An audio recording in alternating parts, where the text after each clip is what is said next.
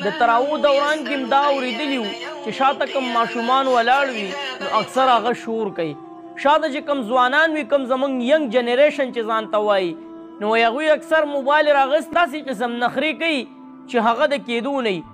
خدا چې کومه نخره د ملګرو دا وګورئ په عبادت پسې دا خلک داسې قسم ملنډې کوي چې یو کار زه نشم کولی نو مې کوه چې کله رالې او کېناستې په سوچ د عبادت نو بیا خو داسې قسم کردار نه دی کول پکار.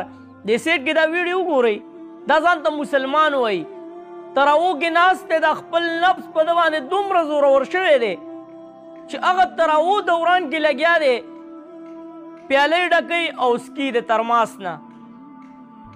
نو دلته خو هسې یوه ایشو روانه ده چېرې تراویح شته یا نشته یا دا دي یا هغه دي خو چې بیا داسې قسم کردار خلک ادا کوي دا خو موږ دنیا ته ښه پیغام نه ورکوو ملګرو.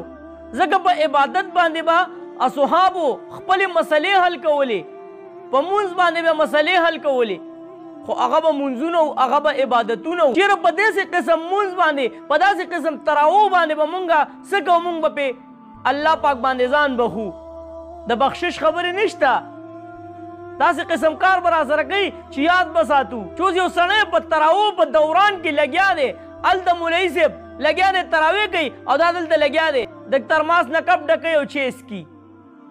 نو چې ته دومره قرباني نشي ورکولی کنټرول کې صرف د کم ټایمه پورې چېرې د تراویح وشي نو بیا دغه غونډ ترماس واړوه یا یې ځان ته په دې ګریوان کې واړوه یا یې ځان ته په دې خوله کې واړوه. دا کومه لوږه ده دا د چیو ستا کوم شوق دی نو چې دا کینی نو د دې نه دا معلومیږي چې ستا د عبادت سره دومره شوق نشته لکه د چیو سره چې د څومره شوق دی. نو دا عبادت پسې چې کومې ملنډې دا مسلمانان کوي نو دا دنیا ته ښه پیغام نه ځي. نو تا اوس څه وایې د دې مسلمان په باره کې چې دا ځان ته مسلمان وایي د دې چې کوم کردار دی آیا دا ټیک دی او که ټیک نه دی؟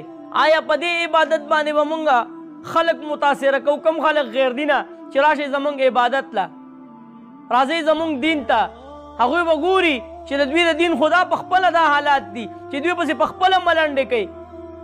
ځکه داسې ډېر چې کوم غیر دینه دي د هغوی د خولې نه مونږ اورېدلي دي چېرې مسلمان کوم کردار دی نو د دې کردار د لاسه مونږ نه درځو.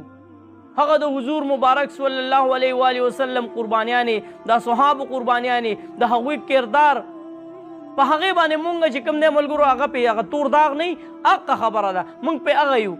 چرته مې الله خاد آباد او خوشحاله ساته. اخر کې واس پاکستان زنده باد مسلمان زنده باد تل دی وي آباد دی وي زما وطن پاکستان دی وي مسلمان دی وي الله پامان.